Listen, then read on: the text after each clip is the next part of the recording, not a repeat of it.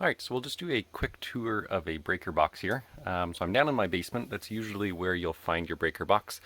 Sometimes they're kind of hidden in a wall or in a cabinet. So if we open this up here. Alright, here we go. So what you'll notice is at the top here, we have this big line coming in. This is the main power coming in. So all of the electricity coming into my house is coming through that line right there. And why is it so large? Because it has to carry so much current. Right? If I think about all of the things that might be running at the same time, I might have my stove that's pulling 30 amps. I might have a dryer that's pulling 25 amps. I might have an air conditioner that's pulling 20 amps. I might have a lamp that's pulling 1, a toaster that's pulling 9. Right? At any specific time, I might be pulling 100 amps of power if I'm running all of those things at the same time. And all of that power has to come through this cable here into my house. Right? So the reason it's so thick is so that it can carry that much power without heating up too much. And if you go outside, you can actually kind of see this cable is coming out of the house, and it usually goes underground out to the electrical box on the street. Now if we look here, these are all of the different circuits in my house, and fortunately the previous owner went through and figured out where each one is, right? So okay, this switch here is going to the dishwasher, the next two are going to the stove, the next one is for the fridge plug and whatnot. So he's gone through and labeled all of them here. And we'll notice that if they're flicked towards the inside, like most of them are, that means that they're turned on. The circuit is closed. I can go and plug something in and it'll work there, right? Or I can go and turn on the dishwasher and it will work. You'll notice some of them are actually turned off. So if I look at this guy here, this guy is flicked all the way to the left side, meaning to the outside, meaning that it's turned off. So it's like there's an extra switch which is turned off, which is open. Electrons cannot flow. And you'll notice this one is for the air conditioner.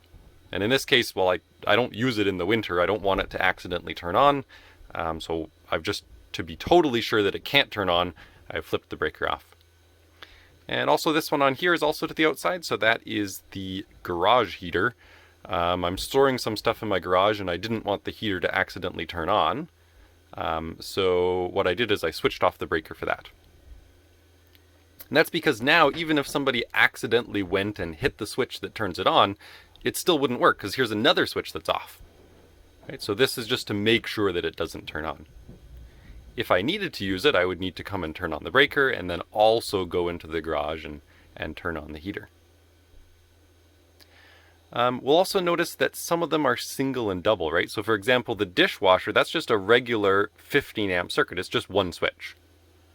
And the cable coming out of it here is not that big, right? So for example, it's the size of this one here. It's not as big. It only needs to carry 15 amps. But if we look at the one like the stove needs to carry more current because the stove needs to pull maybe 30, 35 amps. So you'll notice it's one of the double ones. It's actually a larger breaker. And it's hard to see, but the cable that's coming out of it is actually this one here. So it's quite a bit thicker, and that's because it needs to carry 15 amps.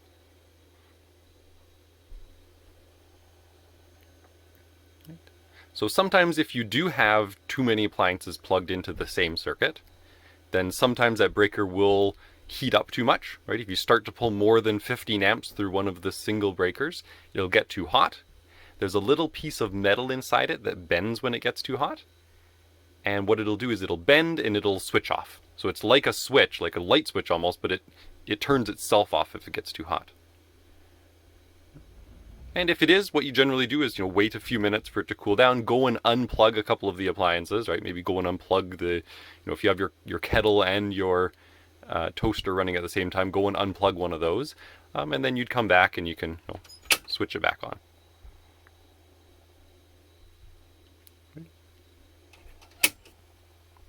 What does the breaker actually look like? They kind of slide out here. Now, obviously there's a lot of electricity going through this. There's a very high current, so if something does go wrong with a breaker box, you need a certified electrician to work on it, right? It's not something you would do on your own, other than switching the breakers on and off. You really shouldn't be working on it yourself. If a breaker keeps switching itself off, you also need to figure out why that is, right? Try and unplug the appliances that are in that circuit. If that's still not fixing it, then you'd probably need an electrician to look at it. But what does one of these switches actually look like? Well, here it is right here. So the electricians will slide them in there and connect them up. And unfortunately, I don't have this one open, but inside of it there would be a little metal strip that kind of connects the two ends together. And as it heats up, if it gets too hot, it would bend and it would just flick open. And you can actually hear it. You know,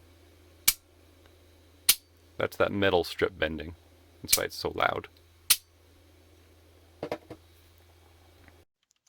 Now I wasn't able to open up one of the breakers, so I did just look up a picture of one here. So let's kind of quickly look at what is inside one of those breakers there. Right? You only see kind of the front panel there with that switch. But inside of it, if you did take it apart, you have the power coming in the back and out the front there. And what is going on in the inside here? So inside of it, there's actually a piece of metal along here. And it's called a bimetallic strip. And the way they make it is they actually just take two different types of metal and they stick them together the long ways. So kind of two long strips like this, and they stick them together. And what happens is the two different types of metals will they'll expand at different rates. So one of them will expand as you heat it up. One of them will expand a lot more than the other, and it'll actually cause that piece of metal to bend. So when you're using this circuit, the electrons will flow in, the current will flow in through here. It'll go through this metal strip and then out to the other side here. And as long as you're using less than 15 amps, it's totally fine. Actually, I think this is a 20 amp one. So as long as you're using less than that, it's fine. It will just keep allowing the it'll stay closed and keep allowing the electrons to flow.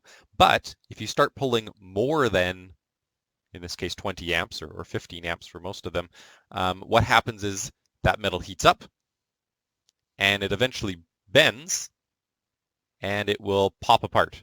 So then there's a gap here. And as it pops apart, it'll actually pull this lever down as well. So metal will bend, pop back like this. It pulls this forward, which switches it to off. Now your circuit is open, no electrons can flow. No matter what you plug into there, it won't work. Right? And then as this thing cools down, eventually it'll go back to being straight, and then you can come along and switch it back. Now there are breakers, actually I'll show you a picture of some of the older breaker boxes here. So if you live in an older house, you may still, there's not many of them around anymore, but these are actually the older types of breakers. And before breakers, they actually used things called fuses. These are exactly the same, right? Each one of these things is a different circuit in the house. The only difference with the fuses is that they're one-time uses. They actually just have a little piece of metal, and if it gets too hot, it actually just melts.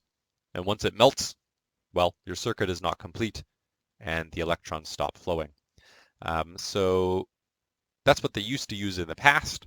The downside with them is that once you trip this, right, once you put too much electricity through it, it's useless. You have to throw it out and you have to buy a new fuse and put it in. Right? And if you don't have any fuses in your house, well, then you can't even use that circuit until you go and buy one. Right? So these are, they're very, very rare now. They've almost all been replaced with breakers. There are also fuses in your car. So for example, this is under the hood of a car, and each one of these things is actually a fuse. Right? These are also kind of the disposable fuses, the ones that are just one-time use. But it's very rare that you would overload a circuit in your car. So they don't really need breakers. It's cheaper to just use the fuses.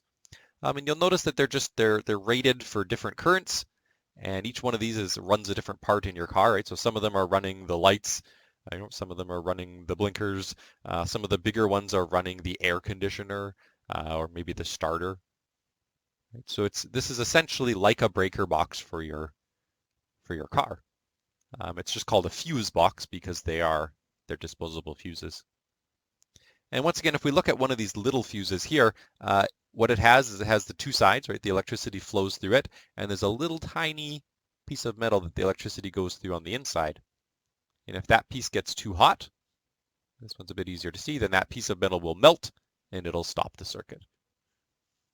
So occasionally, if there is some sort of short circuit in your car, you might need to replace one of those fuses.